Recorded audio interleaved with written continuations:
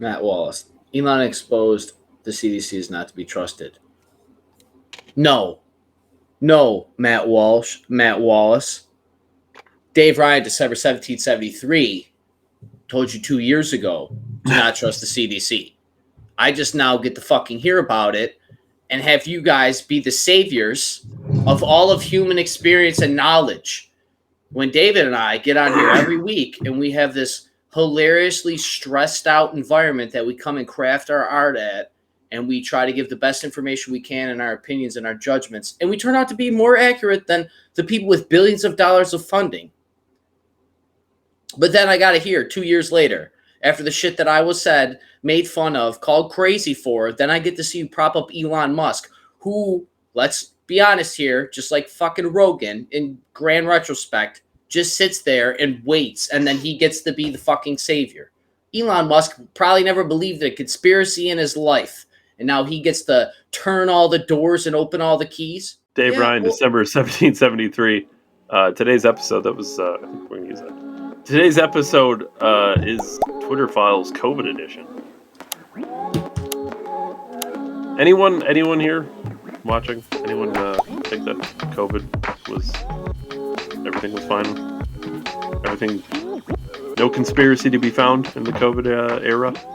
Other than the 2020 election, COVID-19 was the largest fraud ever perpetrated on the American people.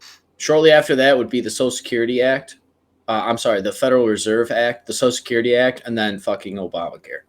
But that's regardless of the fact. And the United Nations, but whatever. I'm sorry, David. I'm pissed. I'm really pissed off. There's a lot of things tied for first place, I think. I gotta read all this shit on a daily basis. Just act like it's fine that these freaks have been holding information from me. Well, to be fair, Ryan, I'm reading it. It's because you do it without the fucks in there, David. The fucking Twitter Files. Twitter Files COVID edition. How Twitter rigged the COVID debate. Now, I take issue with this. Hold on. How Twitter rigged the COVID debate. I thought it was science. I suspect we're going to find that Twitter didn't rig the COVID debate. They colluded with the government to rig the COVID debate. I think it's a big difference. How are we debating science, David? Something that's supposed to be based on measurable facts, or something that is at least, if it's not a fact, it's at least replicatable to a level that would almost be considered a fact. Well, there's no debate, Ryan. The science is settled. How do we settle science if we don't have the debate about the science and experiments on the science? Just through consensus. You obviously don't know how science works. I caught COVID from someone vaccinated, David, and I was not. I think I know how. Well, it's not like they went around telling everybody on the media that if you get the vaccination, will stop the spread. How come we can't sue them for lying to me? Yeah, that's an interesting question, because you could if there wasn't a vaccine court, David. You're absolutely right, David. If there wasn't a secret vaccine court that I could just take them to at a fucking global in any level. Other circumstance, if a company goes around telling you something like, "Oh, if you buy this product, this will happen," and then you do it and it doesn't happen, like that's false advertising, right? That's by censoring info that was true but inconvenient to the U.S. government policy, by discrediting doctors and other experts who disagreed, by suppressing ordinary users, including some sharing the CDC's own data. Dude, I don't know why we need a thread of fucking 800. I'm not complaining, David, but we have a thread of all these things when all they got to say is they fucking lied about everything. I feel so deceived. I feel deceived. Oh, by the military? Go figure. So far, the Twitter Files have focused on evidence of Twitter's secret blacklist, how the company functioned as a kind of subsidiary of the FBI, and how execs rewrote the platform's rules to accommodate their own political desires. What we have yet to cover is COVID. This reporting for the Free Press is one piece of that important story. The United States government pressured Twitter and other social media platforms to elevate certain content and suppress other content about COVID-19. That's weird. Totally didn't know that already. Was it substantial, or they don't? Do they? It was significant. Internet Files at Twitter that I viewed while on assignment showed that both the Trump and Biden administration directly pressed Twitter executives to moderate the platform's pandemic content according to their wishes. At the onset of the pandemic, according to meeting notes, the Trump admin was especially concerned about panic buying. They came looking for help from tech companies to combat misinformation about runs on grocery stores. But there were runs on grocery stores. It wasn't just Twitter. The meeting with the Trump White House were also attended by Google, Facebook, Microsoft, and others. Hold on a second, quick, about panic buying. Yeah. We wouldn't have to panic buy if the fucking mainstream media didn't tell me that the president running this once in a lifetime pandemic is an idiot and he's going to be the death of us all and he's trying to kill us. And Yeah, well, that could be a valid point. If you make it out like the pandemic is going to be the Black Plague, and people start panic buying, I suspect no shit, right? Like what else do you expect? yeah, I mean, I remember Trump saying that the companies of Walmart and everything else were saying people are buying stuff more than they do during Christmas time. And he's like, you guys relax. Everything's going to be fine. But then everything in the media at the time was the fucking sky is falling. Yes. But see, this is why I hate But that they can just the selectively... media was also coercing with Twitter. So that's good. They get to just gravy pick it. It's just, this is so disingenuous. And we're seeing names of people. There's so many people involved in this that like are never gonna go to jail. Like, it's unbelievable. But it's just Veep, David. It's not a house of cards. When the Biden admin took over, Ben Shapiro better not be working for the fucking CIA, or I swear to God, I will. No, they don't hire Jews. When the Biden admin were only Jewish Rand, dude. When the Biden admin took over, one of their first meeting requests with Twitter executives was on COVID. The focus was on anti-vaxxer accounts, especially Alex Berenson. Of course, not us. We're both fully triple vaccinated, triple boosted. I'm organically vaccinated. In the summer of 2021, President Biden said social media companies were, quote, killing people. That's good. For allowing vaccine misinformation. Berenson was suspended hours after Biden's comments. I'm sure that's coincidence. Turns out that the vaccine is actually killing people. Berenson sued and then settled with Twitter. In the legal process, Twitter was compelled to release certain internal communications which showed direct White House pressure on the company to take action on Berenson. So the White House targeted one person on Twitter, and Twitter did it. Yeah, that's right. They don't care. They don't care about you. You're just one person in Depew, Ryan. They don't care. If they're not watching you, David, they're not watching you. You just have a full-time job and a family. They're not paying attention to things you put on the internet. They would never censor you or try to stop your speech or the spread of information. You're just a nobody. They don't care. They don't care what you have to say. Your words don't matter. A December 2022 summary of meetings with the White House by Lauren Culberson, Twitter's head of U.S. public policy, adds new evidence of the White House's pressures campaign and cements that it repeatedly attempted to directly influence the platform. Culberson wrote that the Biden team was, quote, very angry that Twitter had not been more aggressive in deplatforming multiple accounts. They wanted Twitter to do more. Twitter executives did not fully capitulate to the Biden team's wishes. An extensive review of internal communications at the company revealed employees often debating moderation causes in great detail and with more care than was shown by the government towards free speech. Imagine that. Twitter did suppress views, many from doctors and scientific experts, that conflicted with the official positions of the White House. As a result, legitimate findings and questions that would have expanded the public debate went missing. There were three serious problems with Twitter's process. First, much of the content moderation was conducted by bots trained on machine learning and AI, impressive in their engineering, yet still too crude for such nuanced work. Weren't they asked if it was viewed by a person, David? Weren't all these companies fucking asked if it was viewed by a person or if it was just an arbitrary bot and just put through some system and some screens and some filters? It's unreal. Do you feel deceived? No, Dave. Maybe I get upset because I know they have deceived our countrymen. Yes, David, I do feel deceived for my neighbor that is an idiot and doesn't know any of this. And that's why I get upset, is because he doesn't. But because I knew they were doing this the whole time, and then I got to see it. Well, you've been literally saying that these companies are ran by fax machines. Yeah, and here we are. Literally, it was a joke too. That's what pisses me off. This is what pisses me off. Half of this political this political commentary, like, because I don't disagree with Ben Shapiro that it is a lot like Veep. Like, these people are just idiots with power. It's Like, I it's don't. both Veep and House of Cards. That's the real problem. Well, the House of Cards is letting Veep be played. Like, I don't know why we can't have both. Like, why are we thinking that it? Yeah, why are we picking one? Why would it be binary when it's literally a bunch of House of Cards that are just Veep? Whatever. I know we're inflating analogies here, but yeah, like that was like the fax machine thing was a joke. That was like because I genuinely didn't believe that these people, their processes, it was just either all automated or it was just all top down control. That's what I really thought was more about control. That they're just told like, look, here's the line, Well, and it's literally a line written by the military. It's drawn literally by the military. When you first said that too, I remember thinking like, well, it's not that far fetched that companies can do this. Like YouTube has, like I said, they have that automatic translation for closed captions. So it takes my voice, AI translates it to words, and it puts closed captions on the video. Well, what else is that doing?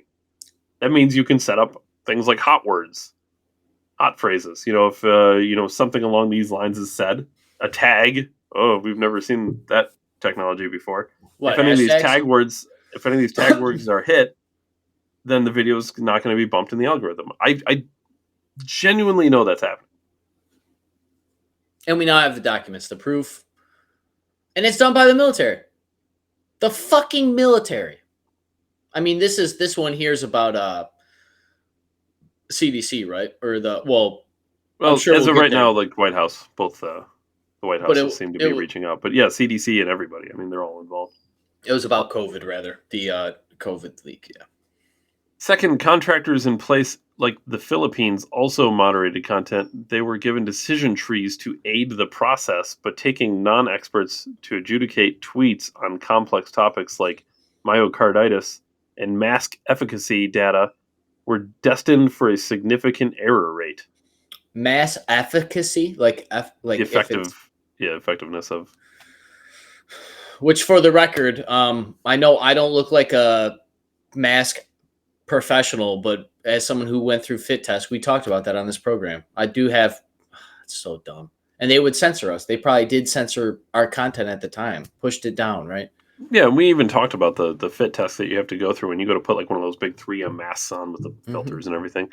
They want you to be clean shaven, and then they have an expert, like a guy who's trained with chemicals. Right. Mold it, not mold, but fit it correctly to your face, tighten it to a right amount. And it's a whole process. It's not like you just slap it on and call it a day. Wonder why. Third, and most importantly, the buck stops with the higher level employees at Twitter who chose the inputs for the bots and decision trees and subjectively decided escalated cases and suspensions. As it is with all people and institutions, there was an individual and collective bias. With COVID, this bias bent heavily toward establishment dogmas. Inevitably, dissident yet legitimate content was labeled as misinformation, and the accounts of doctors and others were suspended both for tweeting opinions and demonstrably true information. Exhibit A, Dr. Martin Kulldorff, an epidemiologist at Harvard Medical School, tweeted views at odds with U.S. public health authorities and the American left, the political affiliation of nearly the entire staff of Twitter. I believe Joe Rogan had this guy on his podcast. Martin Kulldorff? Yes. We definitely need to silence a guy that works at Harvard, David. Yeah, I think you're right. Wasn't he on like right after he got his account suspended? Yeah, I came on this program. I listened to part of it, but yeah, he actually broke down all the tweets and how they went through and how they, I'm pretty sure he had to leave Harvard. Internal emails show an intent to action by moderators saying Kulldorff's tweet violated the company's COVID-19 misinformation policy and claimed he shared, quote, false information. No, it's the fucking military's. Misinformation is literally a military term. Like, it would...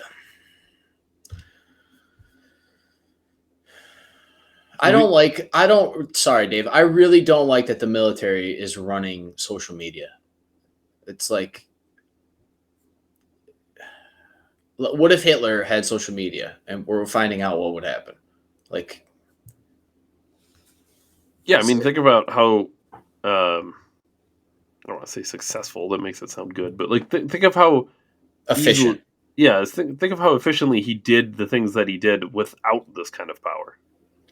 Yeah, this is not okay to normalize the military and the government. Like the government is one thing, honestly, like because you can get the Freedom of Information Act. Not that I even trust these institutions to release these paperworks when we get classified informations with thousands of pages blacked out.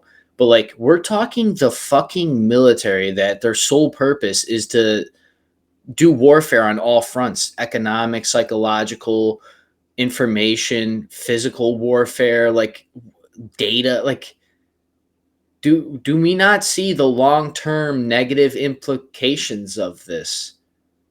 Smoked right over. Smoked right. The military is running the news, and everything you see and all everybody is consuming the military approved news.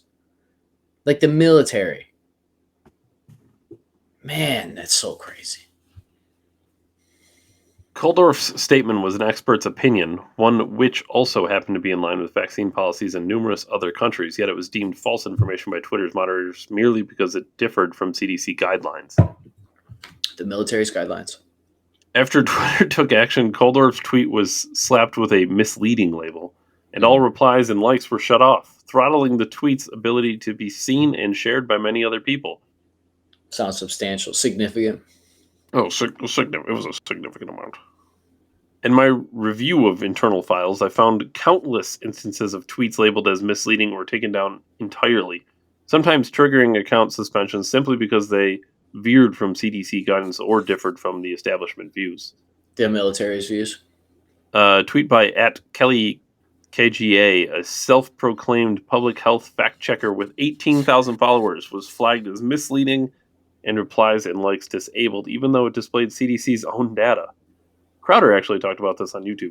One of his videos. One of his was somebody on the show quoting the CDC. Yeah, so like even when you use their numbers against them, they don't like it. Yeah. Sounds deceiving.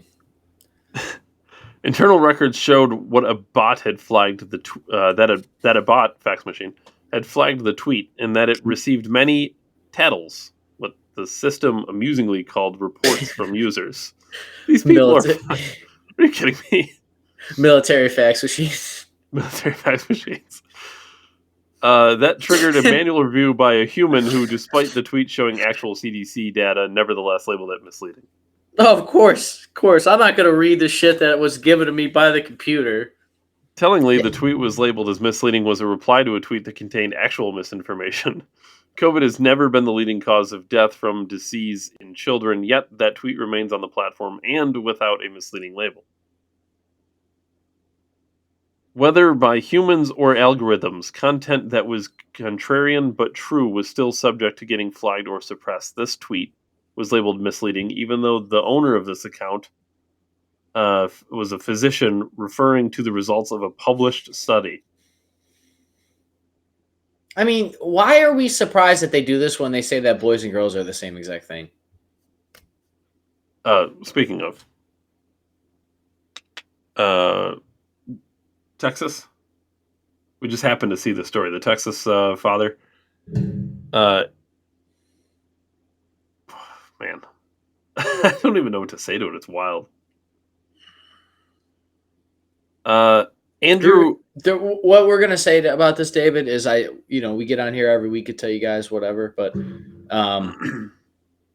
they keep pushing people, and they're only gonna make them more desperate. And like, I have a thing that people that do crimes or something or like heinous things are either sick in the head or they're desperate as fuck, and that's where a lot of like bad things come from.